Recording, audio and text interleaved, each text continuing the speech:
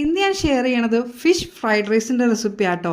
ഫിഷിലേക്കുള്ള മസാലയ്ക്കായിട്ട് കുറച്ച് മഞ്ഞൾപ്പൊടി, കുറച്ച് മുളക് പൊടി, കുറച്ച് കുരുമുളക് പൊടി, കുറച്ച് കാശ്മീരി ചില്ലി പൗഡർ, ആവശ്യത്തിന് ഉപ്പും കുറച്ച് വിനീഗറും കൂടി ഒഴിച്ചിട്ട് നല്ലപോലെ മിക്സ് ചെയ്യുക. ഇതിലേക്ക് നമ്മൾ ചെറിയ പീസായിട്ട് കട്ട് ചെയ്തിരിക്കുന്ന ഫിഷ് ചേർത്ത് കൊടുക്കണം. ഞാൻ ഇവിടെ യൂസ് ചെയ്തിരിക്കുന്നത് കേരമീനാട്ടോ. മുള്ളില്ലാതെ എടുക്കാനായിട്ട് പ്രത്യേകം ശ്രദ്ധിക്കണം. അത് നല്ലപോലെ മസാല തേച്ചിട്ട് മാറ്റി വയ്ക്കുക. ഇനി നല്ല ചൂടായ എണ്ണയിലേക്ക് ഇതിട്ടിട്ട് നല്ലപോലെ ഫ്രൈ ചെയ്തെടുത്ത് മാറ്റി വയ്ക്കണം കേട്ടോ. ഇനി നമ്മുടെ റൈസ് റെഡിയാക്കാനായിട്ട് സൺഫ്ലവർ ഓയിൽ ഒഴിച്ച് ചൂടാക്കുക. അതിലേക്ക് ചെറുതായിട്ട് തന്നെ സവാള വെളുത്തുള്ളി ഇട്ടൊന്ന് വഴറ്റുക. ഈ ഫ്രൈഡ് റൈസിലേക്ക് ബട്ടർ ചേർക്കുന്നത് നല്ലതാണ്. അവിടെ ചെറിയ പീസ് ബട്ടർ ചേർത്ത് കൊടുക്കുന്നുണ്ട് കേട്ടോ. ഇനി ഇതിലേക്ക് ഞാൻ കുറച്ച് ക്യാരറ്റും ക്യാപ്സിക്കും കൂടി ചേർത്ത് നല്ലപോലെ മിക്സ് ചെയ്യുന്നുണ്ട്.